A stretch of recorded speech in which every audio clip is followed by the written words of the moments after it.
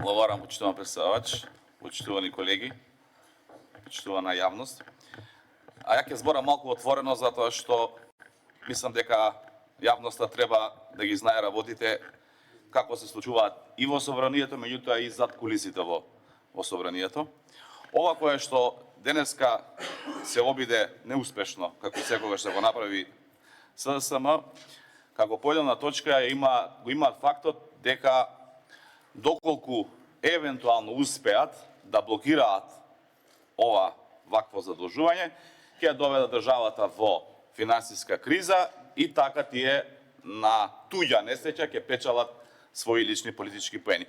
Тоа е суштината на ова кое што го прави Венко Филипче и она кое што го прави СДСМ денеска. Свесно се обидуваат да ја блокираат комисијата, свесно не доаѓаат во собранието да дебатираме, сметајќи дека ќе и наштетат на државата, а со тоа и на граѓаните, со цел да се случат одредени финансиски проблеми во државата, кои што тие лично сметаат дека ќе им донесат политички чар.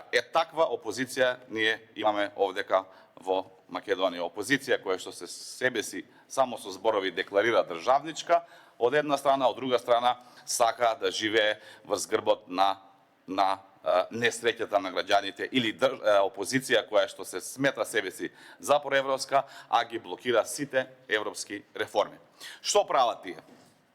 Тие сметаат дека граѓаните доживеале одредена амнестија, дека не памтат ништо што се случувало во Македонија изминатите години кога тие биле на власт и се однесуваат како да оставиле држава средена како што е Шведска, да речеме, и сега одеднаш ние овдека треба да дебатираме за позитивни работи, за проекти кои што ги очекуваат граѓаните, а не дека оставија руинирана држава со висока инфлација, со огромен јавен долг и со уништена доверба во институциите од страна на граѓаните. Од таква појдовна точка ВМРО-ДПМН ја презема власта и од таква појдовна точка ние денеска можеме да дебатираме.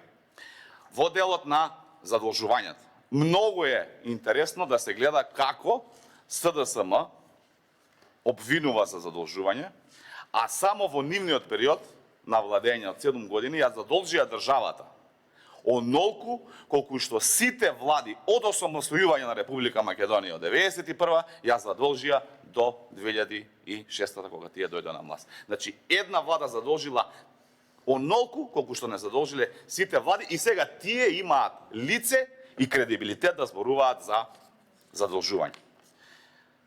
Мора да споменам, како што реков, што наследивме.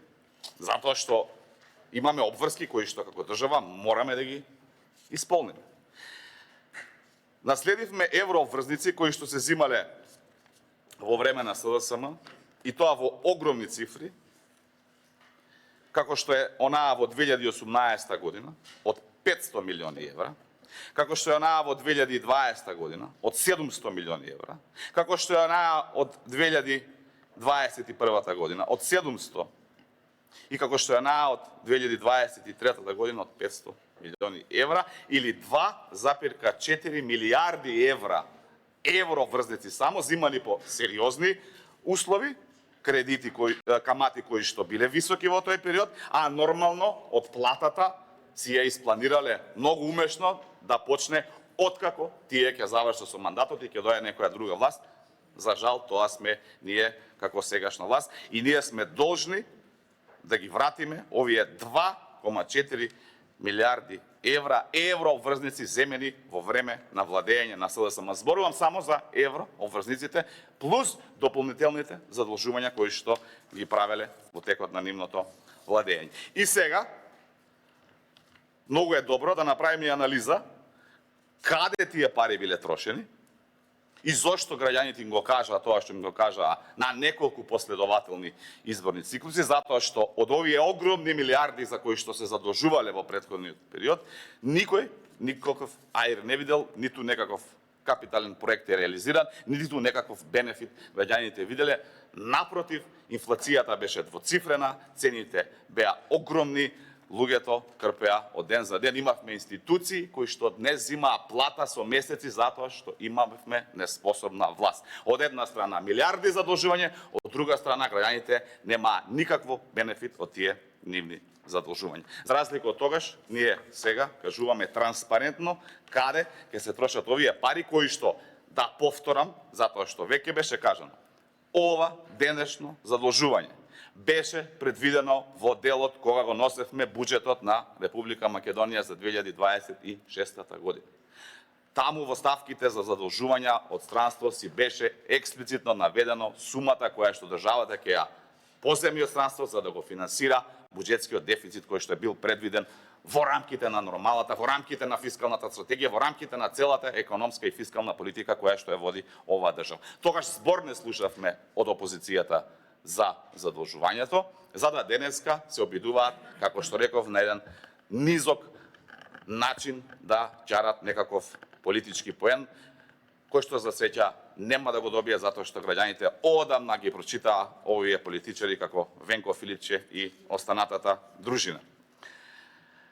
Што треба да направи оваа влада како сериозна влада во наредниот период? Имаме проекција на отплата на долговите кои што ги наследивме од претходната влада, кои што се систематизирани, кои што како држава мораме да ги вратиме и мора да обезбедиме средства, и тие отплати се сериозни затоа што оваа година имаме 1 милиарда и 393 милиони евра кои што треба да ги вратиме како транши.